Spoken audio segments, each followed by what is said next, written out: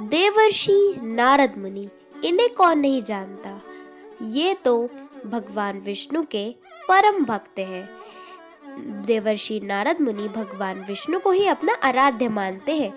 लेकिन दोस्तों, क्या आप जानते हैं कि एक बार देवर्षि नारद मुनि ने स्वयं भगवान विष्णु को श्राप दे दिया था। तो क्या था वो श्राप, क्या थी उसकी पूरी कहानी, आज की इस वीडियो में हम वही जानेंगे। वीडियो के अंत तक बने रहिएगा। चलिए अब कहानी को शुरुआत करते हैं। एक बार देवर्षि नारद मुनि के अंदर अहंकार आ गया था। नारद मुनि को सबक सिखाने के लिए भगवान विष्णु को एक युक्ति सूझी। हिमालय पर्वत में एक बहुत ही पवित्र गुफा थी। उसके पास ही गंगा जी भी बहती थी। नारद जी को वो गुफा बहुत अच्छी लगी, इसीलिए नारद जी वहीं तपस्या में लीन हो गए। उनकी ऐसी तपस्या देखकर देवराज इंद्र भयभीत हो गए कि कहीं नारद जी अपनी तप के बल से उनका स्वर्ग न छीन ले। इसीलिए उनकी तपस्या भंग करने के लिए देवराज इंद्र ने कामदेव को भेजा।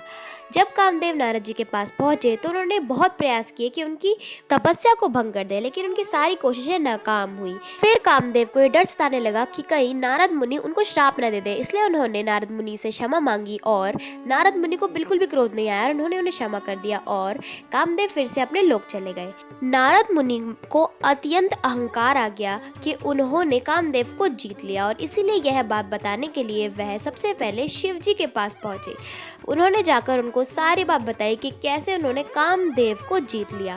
तभी शिव जी समझ गए कि नारद मुनि के अंदर अहंकार आ गया है और इसीलिए उन्होंने सोचा कि अगर यह बात भगवान विष्णु को पता चली तो नारद जी के लिए अच्छा नहीं होगा। इसलिए उन्होंने नारद जी से कहा कि आप ये बात भगवान विष्णु को मत बताना। लेकिन नारद मुनि को ये बात अच्छी नहीं लगी, क्योंकि वो कहने लगे कि मैंने आज कामदेव को हराया तो मैं ये बात किसी को ना बताऊं तो क्या फ़ायदा। और उनके मना करने के बाद भी नारद मुनि पहुंच गए भगवान विष्णु के पास और जाकर उन्होंने उनको सारी बात बताई। यह सुनकर भगवान विष्णु को पता चल गया कि उनके अंदर अहंकार आ गया है और इसीलिए भगवान विष्णु ने नारद मुनि को सबक सिखाने के लिए योजना बनाई। भगवान विष्णु को प्रणाम करके जब नारद मुनि आगे बढ़े तो रास्ते में नारद मुनि को एक सुंदर भवन दिखाई दिया। वहाँ की राजकुमारी के स्वयंवर का आयोजन हो रहा था। नारद उस जगह पर पहुंच गए और वहाँ की राजकुमारी विश्व मोहिनी को देखकर मोहित हो गए। भगवान विष्णु की माया के कारण यह सब हो रहा था।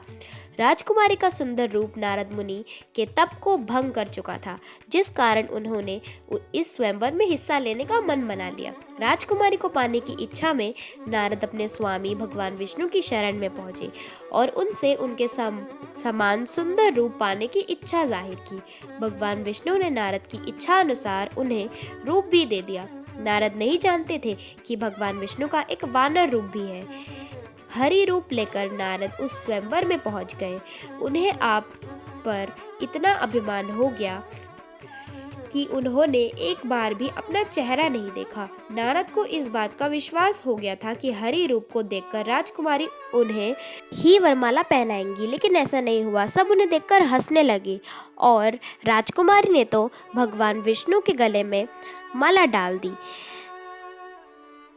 यह देखकर नारद मुनि को बहुत आश्चर्य हुआ। उसके बाद जब बाहर आकर नारद मुनि ने अपना चेहरा सरोवर में देखा तब उन्हें भगवान विष्णु पर अत्यंत क्रोध आया और क्रोध के वश में आकर उन्होंने भगवान विष्णु को श्राप दे दिया कि मैं आपको श्राप दे रहा हूं कि आप मानव योनि में जन्म लेंगे, अपनी प्रियतमा जीवन संगिनी के वियोग को झेलेंगे और मुझे जो रूप देकर आपने मेरी जद हंसाई करवाई है, उसी रूप को रखने वाले लोगों से आपको सहयोग और सहायता की भीख मांगनी होगी।